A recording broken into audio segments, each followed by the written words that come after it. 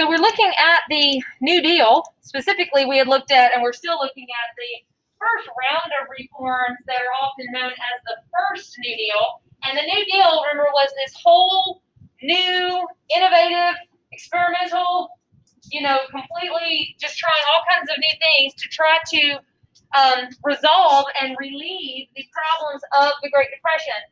Kind of focusing it around those 3 R's. What were those 3 R's? Relief, recovery, reform. So relieve the suffering, the unemployment, and so forth. Get the economy moving again, recovery, and then reform. Change things so that maybe it will not happen as badly, or that people will have more of a safety net, so that if it does happen, or something else, some other kind of economic calamity, that people will have more of a safeguard in place, so that they're not plunged into just desperate poverty. All of those things. So we talked about some of the job creation programs like Civilian Conservation Corps, Civil Works Administration. We will look at several others that are, different kinds of projects, building projects and such.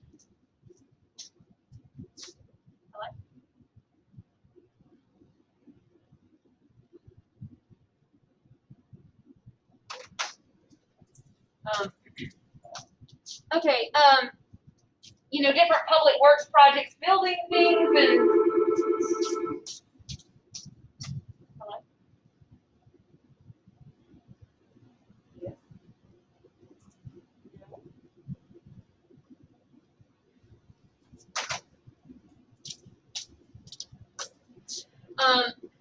simply so they could hire someone to do the work and give somebody a wage, pay them to do the work. So that does put millions of people to work. However, it certainly does not solve the unemployment problem, because you had so many people out of work. So, 3 million people going back to work is good, and that does mean some, step in the right direction.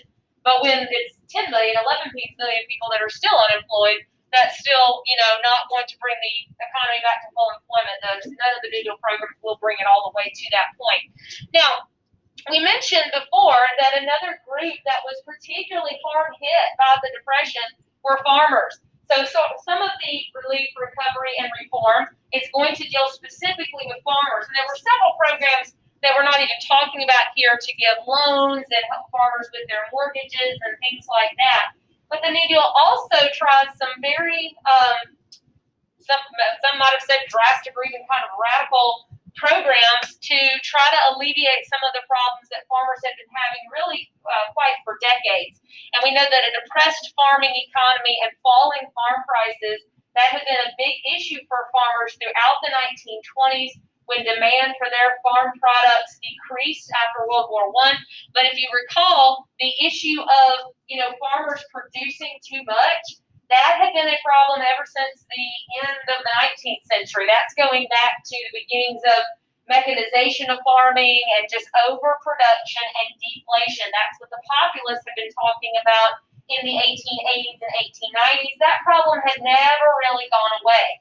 And so to deal with the problem of depressed prices, deflated prices, and farmers not being able to produce enough to support themselves, Franklin Roosevelt proposes or signs into law the Agricultural Adjustment Act, or the AAA, to try to alleviate this problem. And essentially what the Agricultural Adjustment Act does is it pays farmers to limit their production, basically paying them or giving them really what we would call a subsidy to hold back their production, to limit what they produce and not produce as much.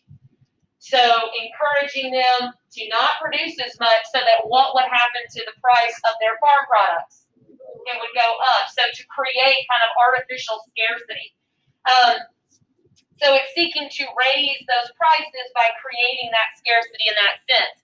It's passed, though, at the time when it's passed, most farmers had already planted their crops for that year, and so they end up having to destroy them. So a lot of crops end up having to be destroyed at first in order to create that artificial scarcity, livestock slaughtered, and you see this happen again actually in the 1970s because of in different price freezes and stuff like that.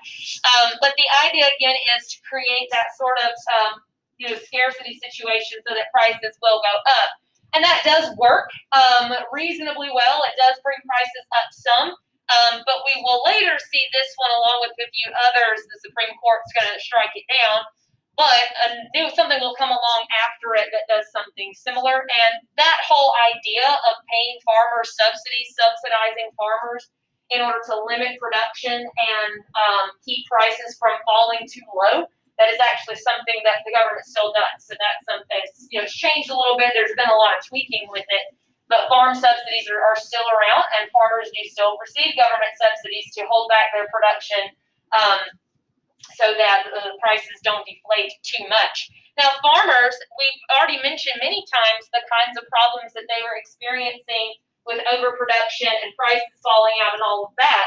But throughout the 1930s, if that wasn't enough, farmers have an additional problem, or at least some farmers have an additional disaster that they are dealing with, one that was not the result of any of those economic problems, but an ecological problem, a major ecological problem that was absolutely devastating. The Great Plains area, part of it, mostly Oklahoma, all the way from Missouri to as far as Colorado, sort of this, midsection, sort of this Midwestern section, part of the Great Plains right here. Throughout the 1930s, had become what became called the Dust Bowl, because there was severe drought throughout the 1930s, severe drought. And what did that severe drought do to the soil? Dried it out, loosened it up. That drought accompanied with the way that this land was being farmed. The land was being farmed rather aggressively, and a lot of it was out of their just was sort of a ignorance about soil conservation and maintaining soil and rotating your crops around so you didn't overexhaust the soil and all of those things. And so that, along with that drought, had caused the topsoil to be eroded away. And then you have these significant high winds, and it basically just turns these people's farms into literally dust, as it suggests. Where farms are just being literally blown away, and millions, maybe even billions of tons of topsoil are being swept away by the wind, creating these massive dust storms like you see here. This looks like a big storm cloud, but that is just dirt and dust that has been churned up by the wind, literally burying people's farms. Whole houses filled. You see pictures of winter storms with like snow up to the windows and up to the door and all that, and just the roof sticking out. That's what this looks like, except that it's not snow, it's dirt and dust, which was a health hazard, because then people are breathing it in and it creates lots of respiratory issues. But people's whole properties, their farms, just being completely destroyed, completely buried in this dust and dirt and so forth. And of course, crops just completely withering away. So there are tens of thousands of people that not only were they experiencing all of the problems that farmers had always dealt with, but now they're losing their property, not just because they can't pay their mortgage, but because it's literally being covered in dust and just completely destroyed. So hundreds of thousands of them pack up and leave and try to flee this.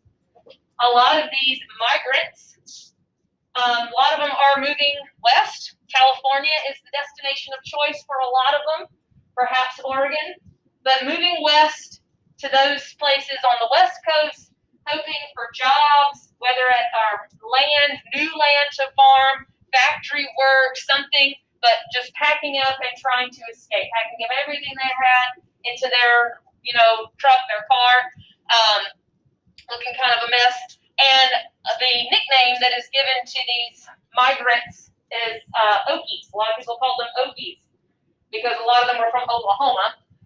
Now, they're not all from Oklahoma, but a lot of them were. That was an area that was hit particularly hard by the whole Dust Bowl situation. There's also some of them known as Arkies, because they were from Arkansas. But Okies or Arkies, whichever one, refers to these migrants, poor farmers migrating west, looking for that better opportunity. Some of them find that, a lot of them don't.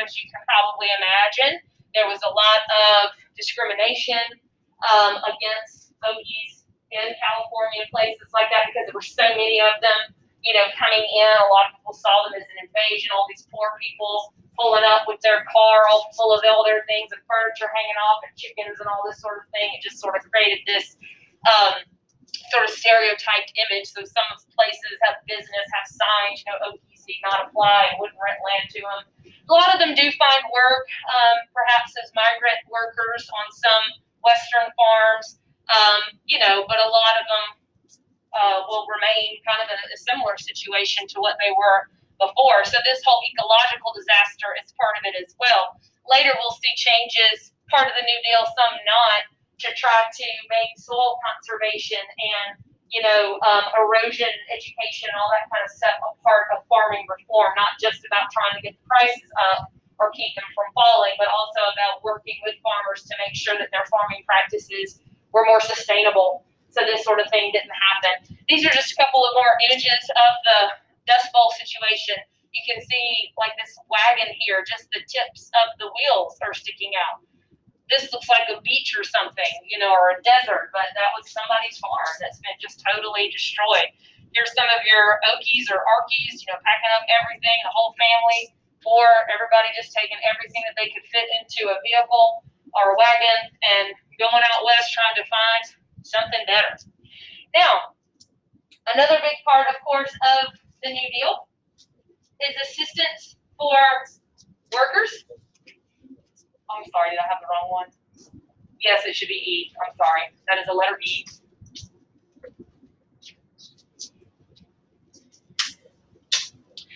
Trying to get the economy working again, trying to get production and consumption to have that balance once again, trying to close that gap. Of course, there's going to be programs and reforms to try to reform industry and to try to help out workers and labor. So this is where we see lots of different programs. Again, we're just really looking at kind of the big ones here. Starting with what became one of the more complex, probably one of the more complicated of the New Deal reforms, and another one that does not last very long for a couple of reasons. The National Recovery Administration, created by the National Industrial Recovery Act.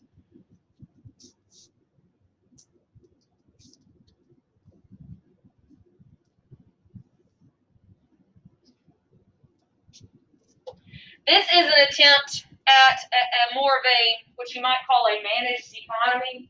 It is more of an experimental kind of a thing. Trying to not give the government control over industry. It's trying to give industry the chance to sort of do that themselves. But it is a very, what's considered a really radical approach to doing this, which a lot of folks obviously didn't like. The National Recovery Administration, the idea behind it was to restore or stabilize the economy by reducing competition, trying to kind of get everybody to compete more fairly, if that makes sense. So trying to stop, companies or industries from raising prices real high and slashing their wages really, really low so they can, make the most money, trying to eliminate some of that real cutthroat competition, trying to encourage industries more to work together to come up with it. It authorizes them to really, not, I guess mandate's not the word, but it encourages, it means the creation of what were called fair competition codes. So it's not exactly like Congress or the president is saying to businesses, you have to do A, B, and C. It's basically saying, y'all got to work together as industries and come up with the rules for these fair competition codes. So it forms these committees. I said this was complicated. They have to form these committees with hundreds of industries represented in those committees, and they have to come up with, for their industry, these fair competition codes. And these fair competition codes would be like a minimum wage that they have to pay their workers. Everybody's going to pay this much. Everybody in the industry is going to pay our workers this much. Maximum hours that workers could work a week. Everybody's going to do the same thing. We all got to come together and kind of come up with these codes revolving around wages and hours, prices, all that sort of thing. So again, it's more of a managed economy kind of situation, but it's not like Congress is indirectly kind of doing that, or really the president. But they're encouraging businesses to do it themselves. The idea, we were trying to cut back on people's hours so that more people can work. Getting wages to a certain point so people have more money. But again, it's a very complex kind of thing. And it's all somewhat voluntary, because these fair competition codes are just that. They kind of turn out to be more like guidelines, but it is proposed or it's sort of marketed as everybody has to do their fair share. We're all in this together. We all have to abide by these codes in order to get things moving again. So it's like a self-sacrifice sort of a thing. We all agree that we're going to do these things and make these sacrifices, both the employers and employees kind of trying to go in together on this to say, okay, we'll accept shorter hours and we're not being working full time and certain things on wages in order to make up for this, that, and the other. And then it's kind of, like I said, a voluntary thing. Posters like this one, this NRA, that's the National Recovery Administration, they invoke very patriotic imagery, like you see there, the eagle. And businesses that were abiding by these fair competition codes would put this poster, in their window or on their door to suggest, hey, we're doing our part. We're trying to do what's best for everybody. Come in and do business with us.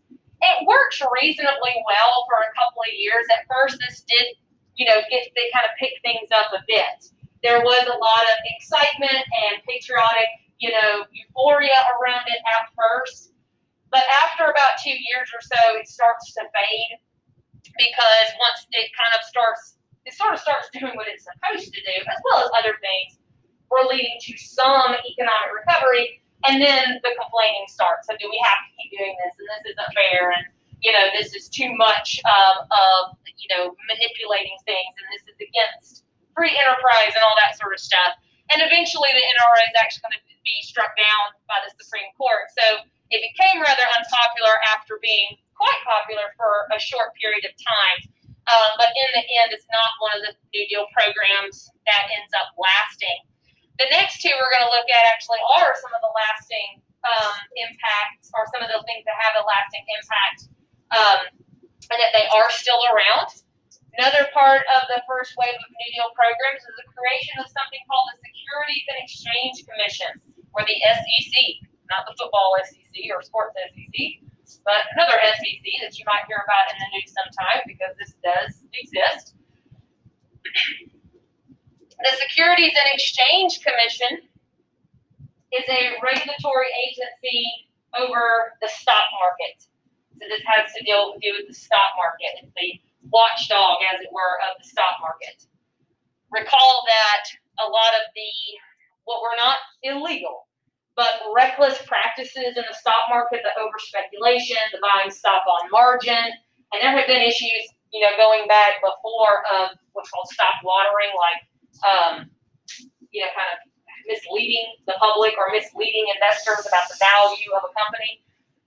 All those kind of things have been problems in the past. The SEC was designed, and still does, oversee stock market activity.